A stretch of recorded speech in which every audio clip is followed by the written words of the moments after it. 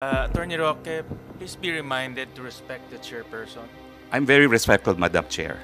Paano respectful na nagsasalita siya, sinasabayan mo siya? I apologize, Senator Gatchalian. One more, I apologize. I will cite you in contempt. And if you disrespect the chairperson, we'll be compelled to cite you in contempt. I understand and I apologize. Mo naman Your Honor. sabayan siya, nagsasalita siya, siya ang chairperson. Okay, Your Honor. I understand. I apologize. Ayo, what's up? Welcome back din sa ating channel dito sa Mobs TV.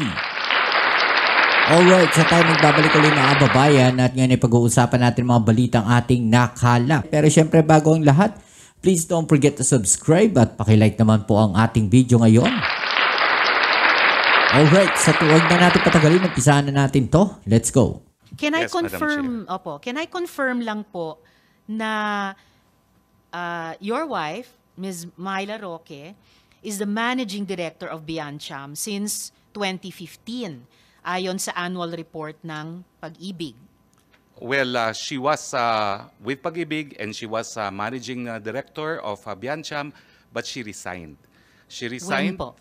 I cannot remember exactly when, but as I said, we filed an application to be part of the AFAB property and we appended a feasibility study. Meron pong malicious report sa media making it appear na yun ang kinikita na namin. E yan po ay feasibility study. The requirement po yan ng AFAB kung kayo po ay mag-apply para maging kabahagi ng teritoryo ng AFAB. So dahil po doon, ayaw ng misis ko yung ganyang mga kontrobersiya, sabi po niya, I want out. At kaya nga po, ang nangyari po dyan, talagang nag-withdraw din kami dun sa project na yan because my wife said, I really want out. I want my privacy. No? At yan po ang dahilan kung bakit nagkaroon po ng change of ownership. At yan din po ang dahilan kung bakit recently, we are now taking moves to reclaim Biancham. No? Except that my wife really says, I want out. And that's also why we are contemplating even a separation of property para malinaw na hindi siya mai-involve sa aking mga business undertakings. The decision was made also because we had business reversals in a solar project kung saan doon ko po iniinganyo yung Whirlwind company, no? And we lost a substantial amount of money in that business transaction. All right. Hanggang kailan managing partner yung asawa nyo sa Biancham? Sandali Kahit lang po yan approximately. Because yung investment po namin dyan sa First Bataan actually, and that was the controversy, was before I became congressman. And the controversy came out when I was a newly elected congressman, and that's when she verbalized that she wanted out dahil ayaw niya Anong magaganyan taon usapan. po yun nung naging rep Siguro kayo? 2016 po ako naging rep dahil So nanalo she- po ako nung 2016 elections. So no? she would have been managing partner for at least 1 year, from 2015 1 year lang po to yan, 2016. hindi po nagtagal siya because she really wanted out. In fact, she wanted out of all my business transactions because gusto po niya maging pribadong individual. All right. But gaya ng ipinakita kong Articles of Incorporation, List of Incorporators kanina kay Mr. De La Serna, may incorporators na nakalagay doon, isa rin po si Ms. Myla Roque. Yes, that's Alright. what the document says po. Hindi po yan dinideny. So just to summarize, yung house,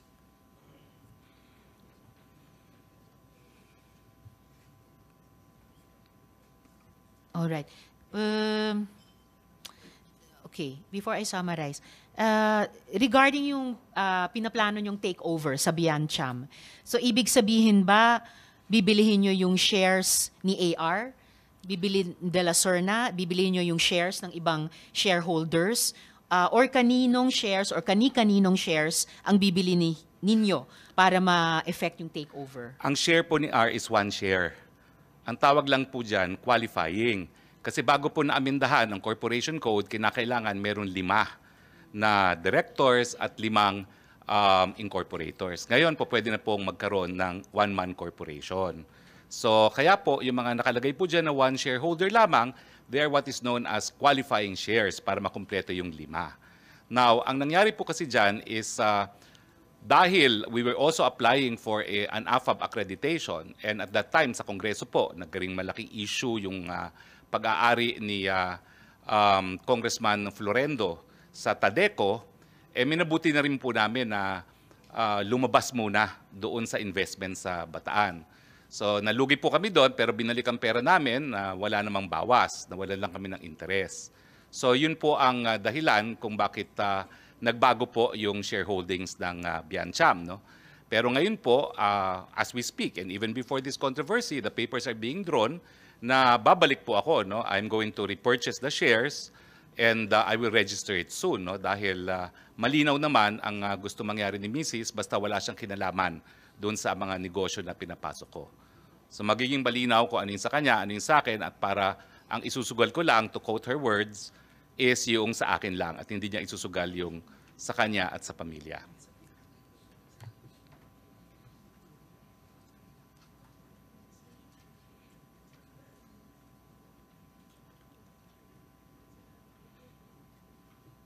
So, ibig sabihin po, i-buy out nyo sina Mr. De La Serna at yung iba pang shareholders para maging one-person corporation na yung Biancham sa inyo na po. Well, actually, napirmahan na po nila lahat ang mga dokumento, no, papunta sa akin, pero hindi pa po kami nagdonotaryo kasi inaayos pa. No? So, hindi naman po one-man corporation yan dahil sa totoo lang, kukuha rin po ako ng mga partners. So, magkakaroon din po kami ng reallocation pero mangyayari po ay babalik talaga po ako dyan. So just to summarize, yung bahay na naging subject ng mission order para ma-apprehend yung dalawang tao na associated sa Pogo Hub sa Bamban, that house is owned by PH2. PH2 is owned by Biancham, and your wife was managing director for about a year of Biancham. Yes po. All yes. right. So we will just do more research on that. And because it is owned by PH2, Madam Chair, corporation under the laws approved by Congress have separate personalities from the individuals constituting the corporation. Sige po. So those are my questions. No, sorry.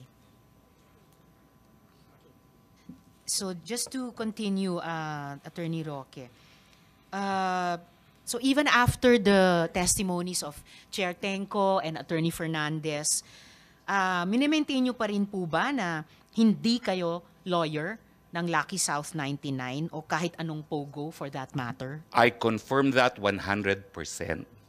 And the reason po is, dala-dala ko po ngayon ng mga dokumento. Alam niyo po, ang attorney-client relations, kinakailangan po yan magkasundo ang partido because it is the highest fiduciary relationship. Kaya nga po yung tinatawag na attorney-client privilege, miski dito po sa Kongreso, hindi nyo mapapakontep kapag na-invoke yung attorney-client privilege. At sa totoo lang Within po, certain limitations, of course. at sa totoo lang po, sana kinuha po ako ng Lucky Star na abogado. Bakit po? Dahil yung raid sa PORAC, unconstitutional po yan. Nag-raid po sila, kumuha sila ng warrant of arrest galing sa Bulacan judge outside of jurisdiction. Excuse me, sige. Well, Hindi natin ano ini-investiga yung raid. We are investigating Yes, the ma'am, but I'm POGO. just saying So, kasi- please just make your Yeah, answer mabilis to lang this po. short. Kasi it Yes. was actually just a yes or no Ma'am, question. but ma'am, let us be fair because you have been insinuating I am a lawyer for Lucky South.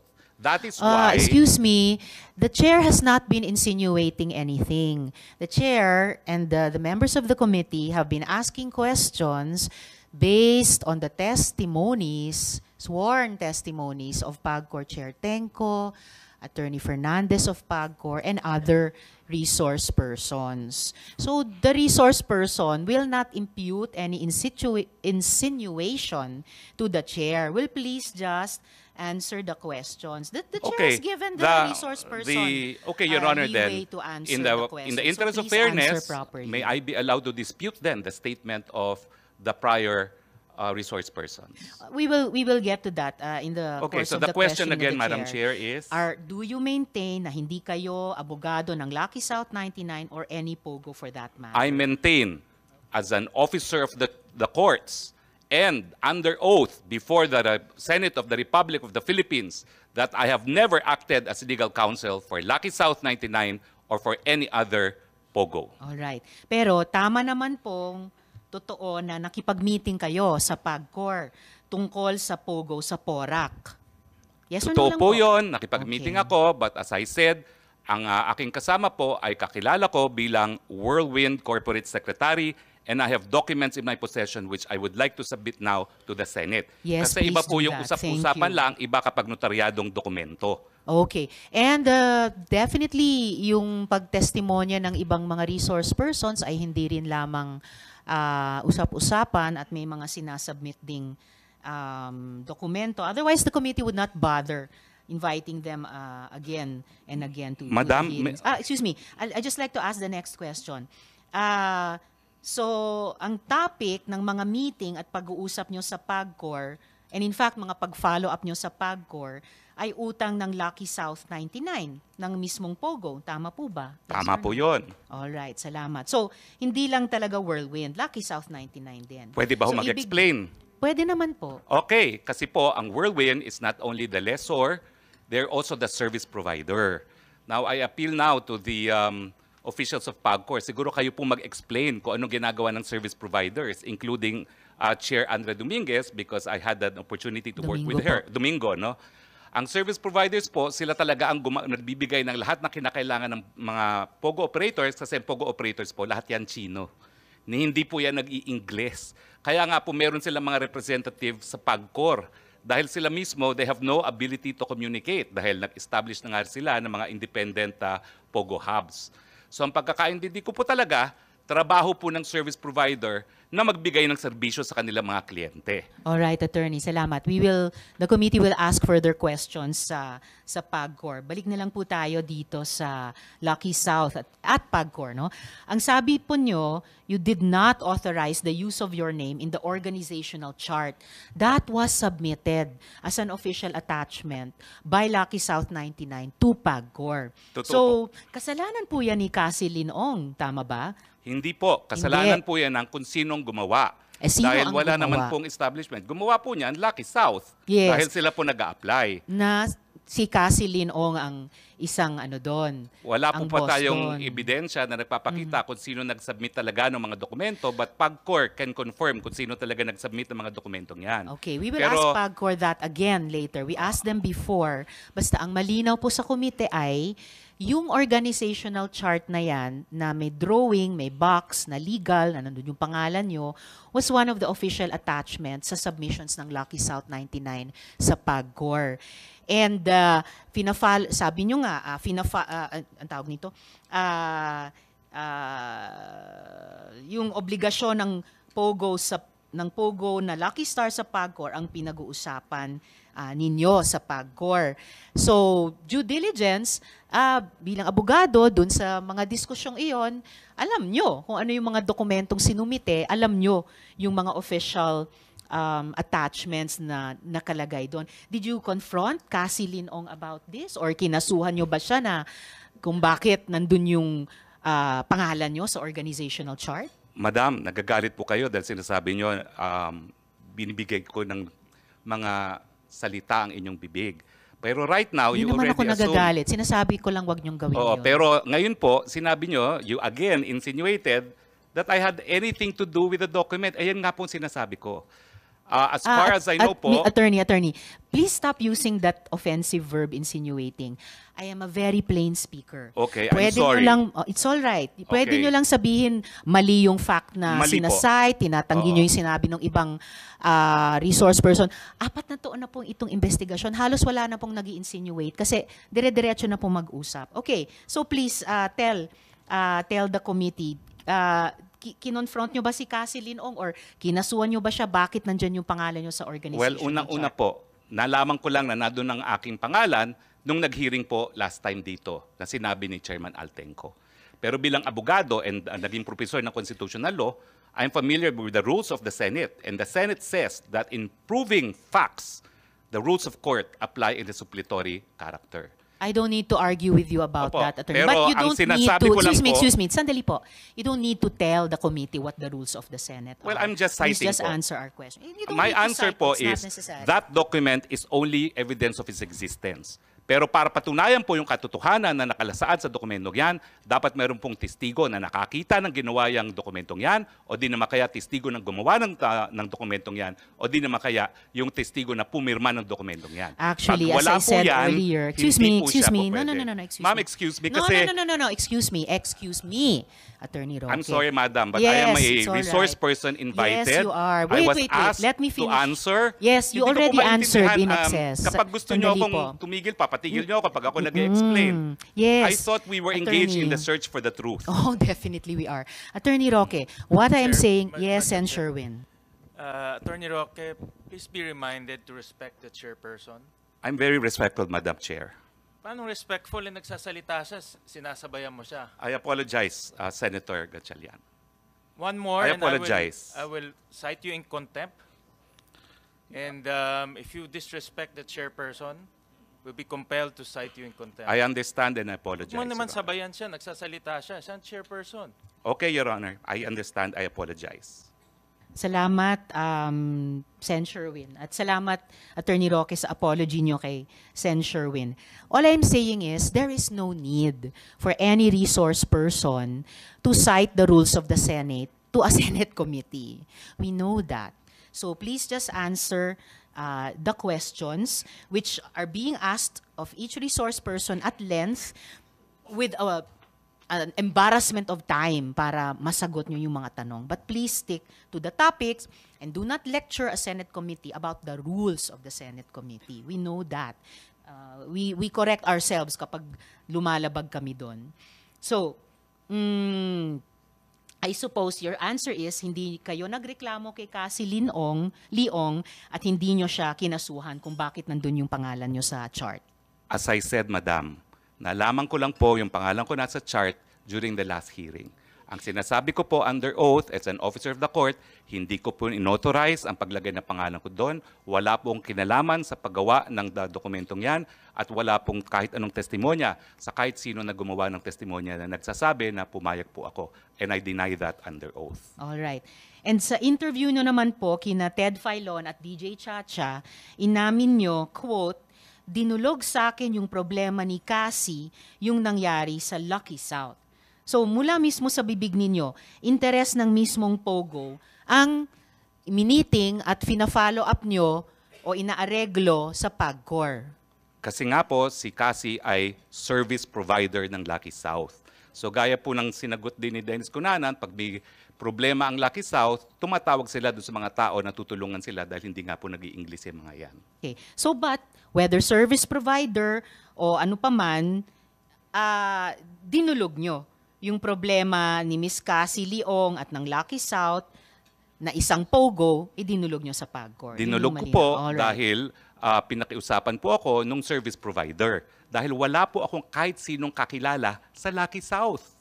Well, kilala nyo si Cassie Leong, siya, Lucky South po siya. Ay, hindi ko po siya kakilala as Lucky South dahil ito po mga dokumento nagpapakita na siya ay pumirma sa mga pleadings na ginawa ko nung ako po'y retain mga 2 weeks after that meeting para sa kasong ejectment. Kaya nga po paulit-ulit ako, hindi po nagtagal. Matapos yung meeting na yon, dinulog po sa akin itong mga kaso. At 3 kaso po yan at lahat po ito ngayon isusumite ko sa ating komite na Salamat. nagpapatunay po na ang aking kliyente sa mga kasong ito ay will win at ang pumirma po ay si Cassie Ong bilang Corporate Secretary. Madam, I'm now turning over these documents and this consists of number 1, ad cautelam motion to quash or recall writ of execution filed before Branch 114 of the Regional Trial Court of Angeles City, omnibus motion for manifestation, entry of appearance, and second manifestation, remand of the case to MTC, filed before the Municipal Trial Court of Porac, Pampanga, both of which contain the filing with our consent by one Catherine Cassandra L. Ong, Corporate Secretary, Whirlwind Corporation. No? And of course, the third one is a petition for annulment of judgment with application for temporary restraining order and writ of preliminary injunction, docketed as CA GR number 18013, filed with the Court of Appeals, also bearing verification and consent signed by Cassandra L. Ong as Corporate Secretary of Whirlwind Corporation. Salamat, May I submit Attorney. these Yes, documents to the COMSEC, paki-receive kay Attorney Corporate Roque. Secretary, Your Honor. To the committee secretary. Yes, thank you. I to the committee secretary. Yes. Speaking of Cassie Leong again, in contact po ba kayo sa kanya? Baka naman pwede niyong sabihan siya na mag-show up na dito. I will advise her to show up dahil kinakailangan talaga, especially to prove kung ano talaga yung reklamo niya kay Mr. Dennis Cunanan. Salamat. At kung nasa Singapore na siya, malapit lang naman mag-fly back. Ngayon, Attorney, Lucky South 99 has had issues of criminality and illegal activity since 2021 and yet pinacilitate nyo itong problem-solving session sa PAGCOR. Bakit po? Ma'am, ang totoo po dyan ay, again, PAGCOR should be the one to clarify this. Yung na-in-trouble po dyan is a sub-licensee. Dahil tinanong ko po si Cassie dyan. Yung panahon po na meron pang sub-licensee at mother's title po, mother license ang Lucky South, ang na-in-trouble po dyan ay hindi po doon sa Porac. Doon po siya sa Friendship Highway. So it is a Saan po yun? sub-licensee. Anong pangalan Ang at Friendship saan? Highway po ay, it's also in Angeles City, no? Not in Porac anymore. Pero yan pong na-raid is not the Porac facility. It is a different location, a sub-licensee of Lucky Ano South. pong pangalan ng sub-licensee? Ay pareho naman po lahat yan eh. And the PAGCOR officials can confirm this. So it's also Lucky South 99? Well, because ginagamit po nila yung lisensya dahil nung unang panahon, allowed po ang mga sub-licensee at nandiyan naman po ang past and present leadership ng PAGCOR. Kaya hindi po naapektuhan ang operation ng Lucky South dahil na-establish naman na hindi po yung Lucky South na nag-ooperate sa Porac ang may pagkakasala dun sa raid na yon. Well, definitely the committee will get back to the current PAGCOR chair dahil napaka-unequivocal yung pagkasabi na Lucky South 99 mismo ang may problema. Okay, so Attorney, so ayaw nyo mang amining, abogado kayo ng Pogo, malinaw na abogado naman kayo ng taga-areglo ng Pogo. So, Pwede bukod naman pa po dyan, yan. excuse me, Attorney, sandali po. Bukod pa dyan, ang pag-areglong ginawa nyo sa PAGCOR, nangyari noong 2023. Pero gaya ng nabanggit ko kanina, noong 2022 pa lang, ni-raid na ang Lucky South 99 dahil sa human trafficking. At hindi po isang sub-licensee ng Lucky South sa Friendship Highway o kahit saan pa man, but yung Lucky South dun sa Porac. Ito po ang tanong ko, sa kabila ng lahat ng yan, at kahit alam yung trabaho ng Whirlwind, no? Whirlwind na protektahan ang interes ng Pogong, may track record ng kriminalidad, pumayag pa rin kayong maging abogado nila. Tama po ba? Tama po yun kasi wala naman akong nalaman na merong raid noong 2021. Kasi na-meet ko na lang po sila tapos na ang eleksyon. Na-meet ko na sila nung bumalik na ako sa aking private practice 2022 at hindi ko naman sinusubaybayan kung sino talaga yung mga na-raid ng 2021. At ang pagkakaalam ko po, sila ay Whirlwind kasi nga po 2 weeks after our meeting, lahat ng dokumento na pinirmahan nila kung saan nila ako retain as lawyer ay sa ngalan po ng Whirlwind. Again, fully documented po yan. So pero ang nasa likod ng isip ko kasi yung pagpulong nyo ni Cassie Leong ng Lucky South 99 sa PAGCOR. So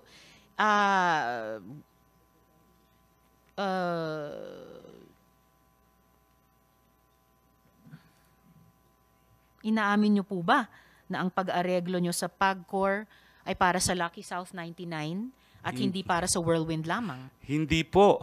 Ang aking tinulungan po ay Whirlwind. Kasi noong nga panahon po yan, hindi ko nga po kakilalang Whirlwind bilang isang kliyente.